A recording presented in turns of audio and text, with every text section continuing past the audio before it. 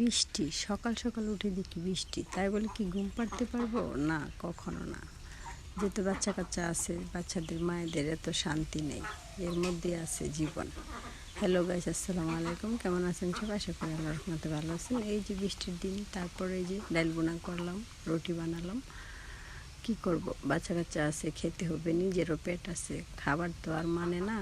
বৃষ্টি কি, এই যে ঘন করে ডাল বোনা করছি আর রুটি বানাইছি, এ দিয়ে সবাই খাবে, নিজেও খাবো। তো এই রুটি কিন্তু খারাপ লাগে না, স্বাস্থ্যের জন্য ভালো রুটিটা, সবাইই খাওয়া দরকার।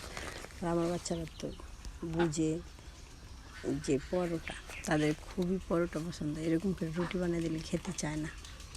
তারপরও আমি বানাই, যেহেতু আমার শাশুড়ি খায়, আমি খাই, এরকম করে। আর বৃষ্টি পড়তেছে, এদিকে ওরা খাওয়া হয়েছে আর আমি এই যে বসে গেলাম নাস্তা খেতে, আর বৃষ্টি দেখতেছি, বারিন্দায় বসে খাচ্ছি। তাই সবাই কেমন আছেন বৃষ্টির দিনে? আল্লাহর রহমতে আমরাও ভালো আছি। তারপরে যে দুপুরে রান্নাবান্না চলতেছে, আমি এদিকে রাইস কুকারে পোলাওটা, সাদা পোলাও রান্না করব, তাই আমি রাইস কুকারে বসাই দিচ্ছি। রাইস কুকারটা একটু চুলার মধ্যে ভেজে নিয়ে পানি দিয়ে রাইস কুকারটা বসাই দিব। তারপরে আর ওইদিকে আমার শাশুড়ি মা লাকড়ি চুলায় রান্না করতেছে গরুর মাংস। তাই ছেলে বলতেছে সাদা পোলাও দিয়ে গরুর মাংস খাবে। আর এদিকে আদা গাছের আদা পাতা ছিঁড়ে এনে দিলাম। কাঁচা পাতাটা কিন্তু অনেক ঘ্রাণ ভালো হয়, বচ পাতা আর আদা পাতা দিয়ে দিলাম। এই যে দিয়ে আমি চালটা একটু চুলার মধ্যে ভেজে ভেজে নিচ্ছি, লবণ দিচ্ছি, কারণ রাইস কুকারেরটা হিটটা হইতে একটু গরম হইতে সময় লাগবে। তাই আমি চালটা একটু ভাজা ভাজা করে নিয়ে তারপর আমি আবার রাইস কুকারে দিব। এই তো এক হাতে কাজ করার মানে কি, একটার পর একটা করতেই থাকা লাগে। এই যে দেখেন রাইস কুকারে দিয়ে দিলাম এখন। তারপরে রাইস কুকারে অবশ্য পোলাও ভাত যাই কর না কেন অনেক সুন্দর করে হয়, অনেক ভালো হয়, গ্রানটাও ভালো আসে। এই যে পাতাগুলো দিলাম, দিয়ে ঢেকে দিলাম, এখন হতে থাক, কারণ ভাজাভাজির কাজটা আমি চুলাতে করে নিলাম। আর এদিকে আমার শাশুড়ি মা চুলার মধ্যে রান্না করছে মাংসের তরকারিটা, খুবই সুন্দর হয়েছে মাশাআল্লাহ। কালারটা দেখতে যেমন সুন্দর, খেতেও মজা ছিল। এদিকে আমার ছেলেকে দিচ্ছি খাবার, বলতেছে যে আম্মু আমার খিদা লাগছে, ভাত দাও। টিফিন টাইমে আসছে, তারপর ওকে আমি দিচ্ছি, খাবার দিচ্ছি। খুবই মজার হয়েছিল তরকারিটা, উনি রান্না করলে ওনার হাতের তরকারি মজাই হয়, খুবই ভালো লাগে। আর এদিকে আমার দেবরের বাড়িতে এগুলো দেওয়া হবে, দেবরের বাড়িতে দেওয়ার জন্য আমি এই যে বাটিতে আমার শাশুড়ি তরকারি বাইরে দিছে, আর আমি এদিকে পোলাওটা বেড়ে নিলাম, নিয়ে তাদের বাড়িতে পৌঁছাই দিয়ে আসলাম, কারণ ওদেরকে দিবি আমার শাশুড়িমা বলছে দই করে। তারপরে এই যে এগুলো দিয়ে আসলাম। আসার পরে হঠাৎ করে আমার ছেলেটা অসুস্থ হয়ে গেছে, হঠাৎ করে তার জ্বর, পাতলা পায়খানা, বমি, কিছুতেই কুলাইতে পারতেছে না। যেহেতু বাড়ির কাছে হাসপাতাল আছে, এত সিরিয়াস রুগী নিয়ে বাড়িতে থাকাও ঠিক না আমি মনে করি।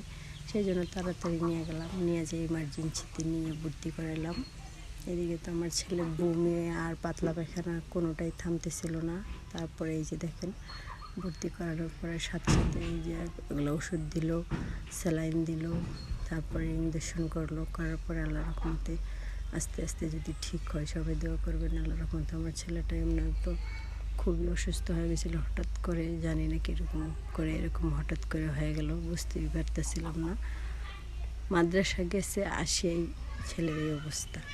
কারণ এখন যে গরম পড়ছে, আমার মনে হয় গরমের কারণে এরকম করে বাচ্চা কাচ্চা হুটহাট করে অসুস্থ হয়ে যায়। কিছু করার নাই, যেহেতু হাসপাতাল কাছে ছিল, আল্লাহর রহমতে মনে বুদ্ধি আসছে যে না, এত সিরিয়াস রোগী নিয়ে বাড়িতে না থাকে হাসপাতালে নিয়ে যায়। তারপরে নিয়ে এসে ভর্তি করলাম। নিজের একটু কষ্ট হইলো, বাচ্চারা যেন আল্লাহ ভালো সুস্থতা দান করে। তারপরে নিয়ে গেছিলাম, এই যে ওষুধ পানি খাওয়ার পর আল্লাহর রহমতে সুন্দর, বাচ্চাটা আল্লাহর রহমতে ভালোই হয়েছিল। তো সবাই দোয়া করবেন, আল্লাহ যেন তাকে ভালোই রাখে।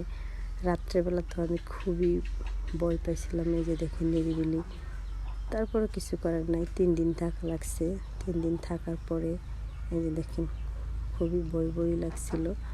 তারপরে 3 দিন থাকা লাগলো, কিছু করার নেই, থাকি আল্লাহর রহমতে সুস্থতা করে নিয়ে বাড়িতে আসলাম। এই যে দেখেন একের পরে এক সেলাইন দিল, একের পরে একটা শেষ হলে আরেকটা দেয়। দিতেই থাকে, বলতেছে আম্মু আমার খিদাও লাগছে, কারণ সারাদিন বাচ্চা না খাওয়া। তারপর আমি ডাক্তারে বললাম যে কী খাওয়াইতে পারবো। এই যে দেখেন পরের দিনকে 3 দিন পর হাসপাতাল থেকে আসে দেখি মুরগির বাচ্চাটি কেমন করতেছে। ছেলে আইসে এই বাচ্চার কাছে গেল, আম্মু আমার বাচ্চা কই, বাচ্চা কই। তারপরে এই যে দেখেন বাচ্চার কাছে যাই, এই যে ও পানি দিচ্ছে, দিচ্ছে। ছেলেটা আমার অনেক সুন্দর শুকিয়ে গেছে। তারপরে বাচ্চার আদর দিতেছে, খাওয়াইতেছে। হাসপাতালে ছিল, তারপরে বাচ্চার খোঁজ করে, তারপরে পানি দিল, আদর দিল। বলতেছি তোমার বাচ্চা ভালো আছে, বাচ্চা তোমার এই যে সুন্দর আছে। বলতেছে আমি আদর দিব, পানি দিব। বলতেছে ঠিক আছে দেও। এই যে পানি দিচ্ছে, আদর দিচ্ছে। বাচ্চাগুলো এখন উঠাবো, উঠায় বাচ্চাগুলোকে ঘরে নিয়ে যাব। আমি বলতেছি তুমি ঘরে যাও বাবা, আমি নিয়ে আসতেছি। সে কোনোভাবেই যাবে না, বলতেছে আমি নিয়ে যাব, না আমি নিয়ে যাব। তো সবাই ভালো থাকেন, হ্যাঁ সবাই ভালো থাকেন, বাচ্চার জন্য দোয়া করেন। সবার কাছে দোয়া কামনা চাই।